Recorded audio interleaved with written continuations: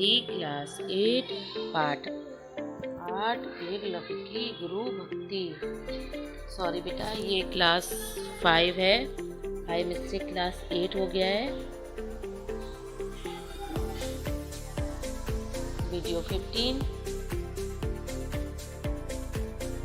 पौराणिक काल की बात है। हस्तिनापुर के समीप वन में हिरण्यधनु नाम का एक आदिवासी रहता था। उसका एक पुत्र था जिसका नाम था एकलव्य। एकलव्य धनुर्विद्या में पारंगत होना चाहता था। उसने गुरु द्रोणाचार्य की ख्याति सुनी थी। वह उनसे धनुर्विद्या का दान चाहता था। एक दिन एकलव्य अपने पिता की अनुमति लेकर गुरु द्रोणाचार्य से धनुर्विद्या सीखने के लिए हस्तिनापुर गया। हस्तिनापुर वर्तमान समय में मेरठ के निकट है। यह उन दिनों कुरु वंश की राजधानी के रूप में जाना जाता था। द्रोणाचार्य के हस्तिनापुर के राजकुमारों को शस्त्र विद्या सिखाते थे। एकलव्य ने उनके सामने जाकर श्रद्धापूर्वक प्रणाम कर अपनी धनुर्विद्या सीखने की उत्सुकता का निवेदन किया। एकलव्य प्रणाम करते हुए, प्रणाम गुरुदेव। द्रोणाचार्य, तुम कौन हो? एकलव्य विनम्रता पूर्वक हाथ जोड़े हुए, गुरुदेव मैं एक आदिवासी भील का पुत्र हूँ। भील का नाम सुनकर द्रोणाचार्य गंभीर हो जाते हैं। द्रोणाचार्य, तुम क्या चाहते हो? एकलव्य, गुरुदेव मैं आपके सानिध्य में रहकर धनुर्विद्या सीखने का अभिलाषी हूँ।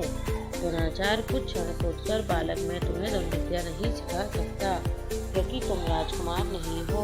मैं केवल राजकुमार को ही धनुर्विद्या सिखाता हूँ। एकलव्य हाथ जोड़कर, तुझे गुरुदेव मैं तो उनका आपको गुरु मान चुका हूँ। कृपा करके मुझे आशीर्वाद दें। मैं आपसे ही धनुर्विद्या ग्रहण करूँगा। मुझे आज्ञा दीजिए। कुछ वर्ष बीत जाते हैं। एकलव्य धनुर्विद्या में निपुण हो जाता है। एकलव्य उस समय भी अपने अभ्यास में लीन था।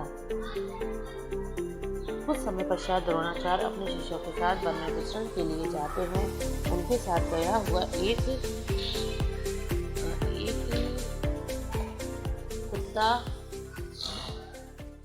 मार्ग भटककर एकलव्य की कुटिया के समीप पहुंच जाता है और एकलव्य पर भौंकने लगता है। एकलव्य बाण चलाकर उसके मुंह बाणों से भर देता है। भौंकने में असमर्थ कुत्ता गुरु द्रोण के पास पहुंच जाता है। गुरु द्रोण उसे देखकर चकित रह जाते हैं। उसके साथ एकलव्य की कुटिया पर पहुंचते हैं। एकलव्य उस समय भी अपने अभ्यास में लीन था। वह गुरुदेव की प्रतिमा को पुष्प अर्पित करता है। तभी उसकी दृष्टि गुरु द्रोण पर पड़ती है। वे सामने से अन्य राजकुमारों के साथ उसकी ओर ही आते हैं। एकलव्य अरे आश्चर्य से गुरुदेव आ रहे हैं उत्तर प्रणाम करता है। आइए गुरुदेव, अपने चरणों की रज से इस दीन शिष्य के हृदय और कुटिया को पवित्र कर दीजिए।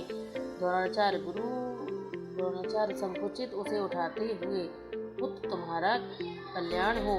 एकलव्य, गुरुदेव आज आपने मुझे कैसे अनुग्रहित किया? द्रोणाचार्य लज्जित होते हुए धीरे से, वत्स तुमने धनुर्विद्या किससे सीखी थी? एकलव्य प्रसन्नता पूर्वक, गुरुदेव आपसे ही तो सीखी है। द्रोणाचार्य बीच में ही आश्चर्य से, मुझसे? एकलव्य, हाँ गुरुदेव, आप ही मेरे गुरु हैं। आपके ही चरणों की छाया में धनुर्विद्या सीखने गया था, किंतु मुझे निम्न जाति का मानकर आपने मुझे निराश कर दिया था। इसके बाद देवर्षि नारद ने मुझसे कहा कि अभ्यासी गुरु है, तुम गुरु द्रोणाचार्य की प्रतिमा बनाकर उसके सामने अभ्यास करो। उस समय से ही आपकी मूर्ति बनाकर मुझे ही गुरु मानकर उसके सामने अभ्यास करता रहा हूँ। यह सब आपकी ही कृपा का फल है। गुरु द्रोणाचार्य मूर्ति की ओर देखकर सोचते हुए ईर्ष्या से, तब तुम्हें गुरु दक्षिणा देनी होगी। एकदम श्रद्धा से, आज्ञा दीजिए गुरुदेव। यह शिष्य अपना सर्वस्व आपको समर्पित कर सकता है।